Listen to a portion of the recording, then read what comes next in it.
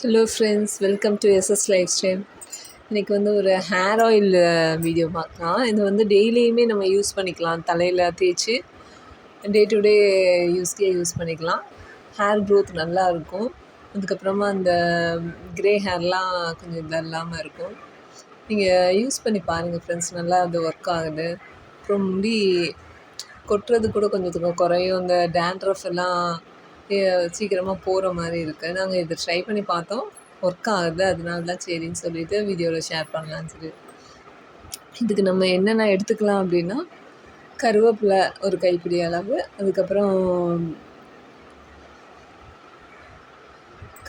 கரிசலாங்கண்ணி கீரை இருக்குல்ல, அதோட இலை, அதுக்கப்புறமா செம்பருத்தி இலை, செம்பருத்தி பூ, அதுக்கப்புறம் நெல்லிக்காய், லெமன். நெல்லிக்காய் வந்து ஒரு 4 நெல்லிக்காய் எடுத்துக்கலாம். லெமன் ஒரு 2. செம்பருத்தி பூ, செம்பருத்தி இலைலாம் ஒரு கைப்பிடி அளவு எவ்வளோ கிடைக்கும். எனக்கு வந்து பூ வந்து ஒரு 5 தான் கிடச்சிது.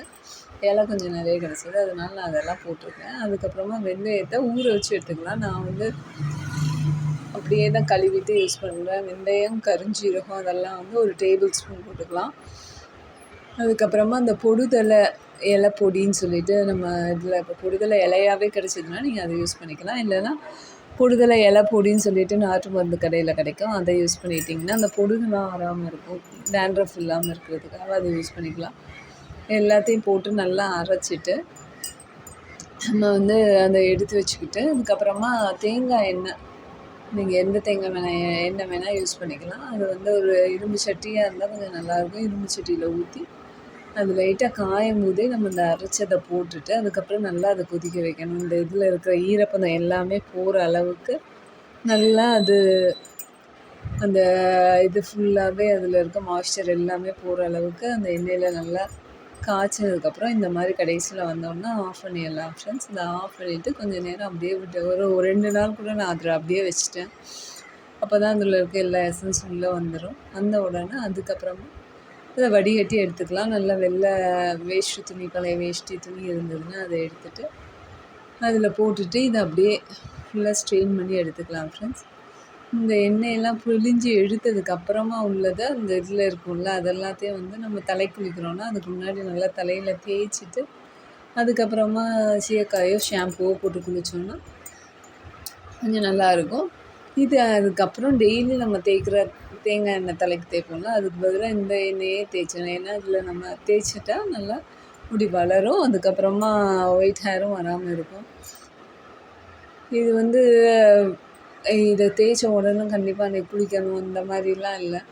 இது சும்மா கொஞ்சோண்டு ஒரு 5-6 ட்ராப் அந்த மாதிரி டெய்லி தேய்ச்சிக்கிட்டா அது ஒன்றும் பிரச்சனை இருக்காது ஃப்ரெண்ட்ஸ்.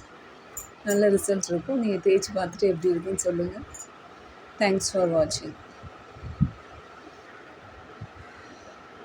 இது பிடிச்சிருந்ததுன்னா சேனலை சப்ஸ்கிரைப் பண்ணுங்கள், லைக் பண்ணுங்கள், ஷேர் பண்ணுங்கள். தேங்க்யூ.